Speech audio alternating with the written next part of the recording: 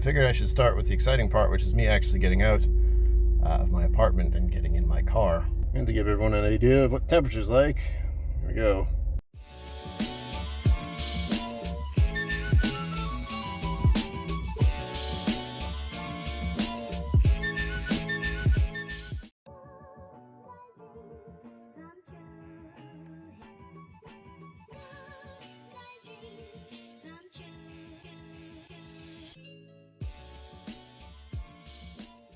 Another beautiful autumn day in New England.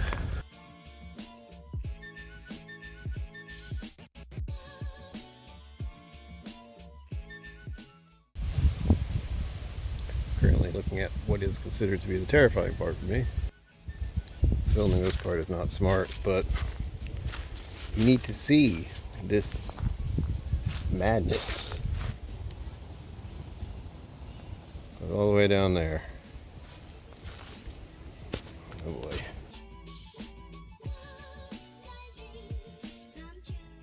Into the woods. Honestly, this used to be a lot worse. Oh joy. More steps. I usually don't do outdoor videos, so this is the first time I'm trying out a couple of things. One, using my camera to record, and two, I have a gimbal now, thanks to Whisky Mountains. We're getting into it. I gotta find a place where no one else is. This is what I'm talking about. Just a trail leading to nowhere in particular.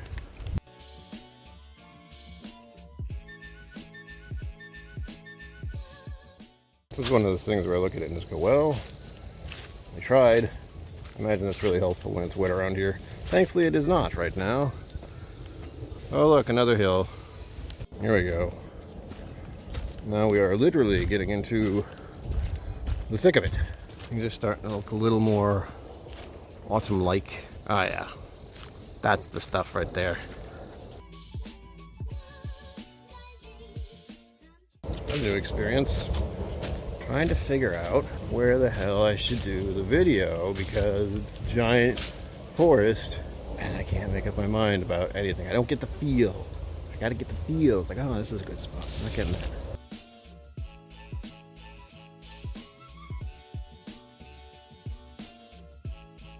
Part of me is just thinking, oh, I wonder if I can eat it.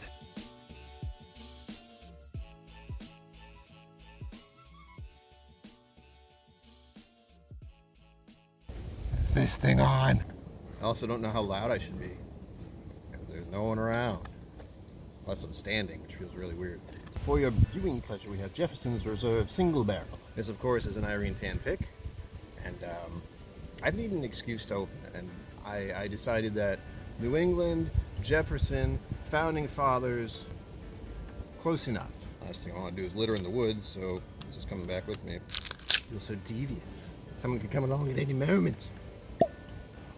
So as some of you know, Irene Tan makes a lot of barrel picks, and this is one of them. What would you like to know about it? Irene Tan picked it. I don't need to know anything else. 50%, and normally Jefferson's doesn't impress me. I'm going to say that right out. So this being an Irene Tan pick, I'm hopeful that it will be tasty and that I will start to drink it a lot. We begin with the color. I shouldn't whisper out here. Look at that. Looks pretty good. Again, not quite as dark as I like it. Mine is usually a mahogany. This is more of a light amber, almost honeycomb colored. I also feel like I have to rush this because it feels so weird to be set up to record videos out in the middle of the woods next to a giant tree. This is kind of fun. Ooh, a little citrus and honey. Orange zest. Light molasses for the sweetness.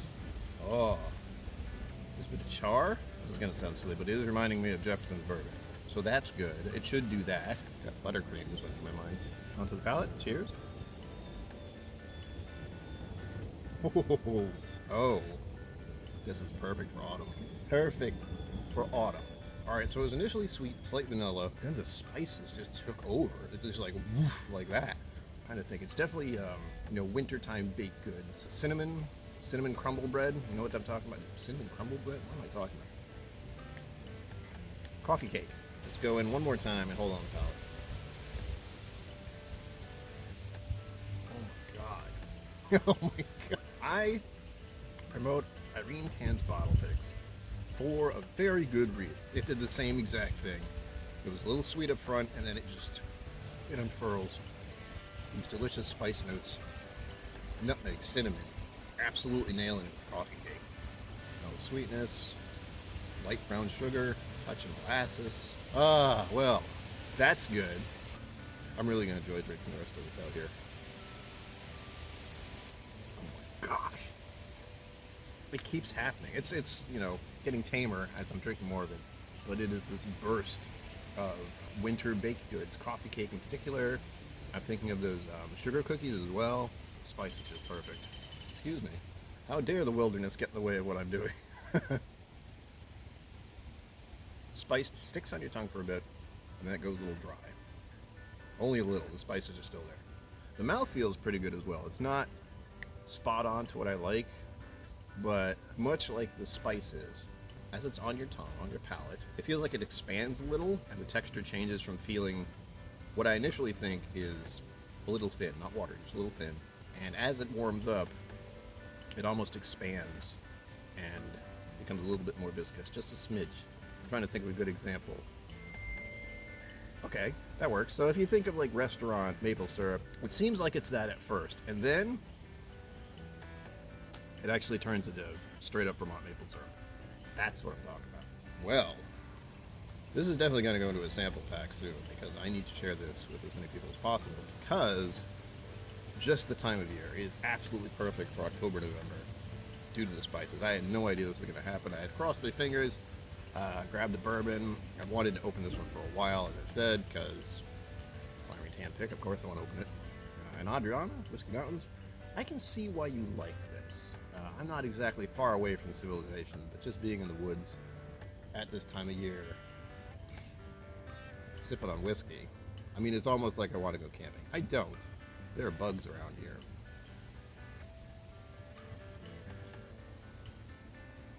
I do have one place I want to stop before I leave, and it'll give you a good idea of what living in this lovely place is like. Next part is trying to figure out how to get back. Holy shit. Something that looks familiar. Go right to the sun, of course. I'm realizing walking over a bunch of difficult terrain in the woods is actually exercise. Boy, I don't think I'd be happy to see you again.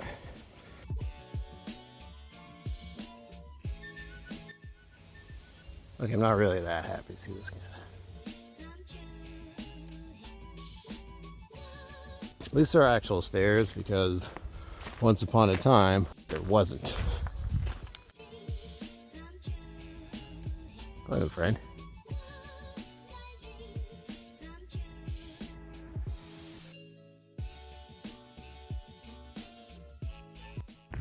Now for the grand finale of this video. As long as no one's up there. Let's see. Someone's up there. People are around. Why must it be this way? Now, if this doesn't make you want to come to Rhode Island, I don't know what will.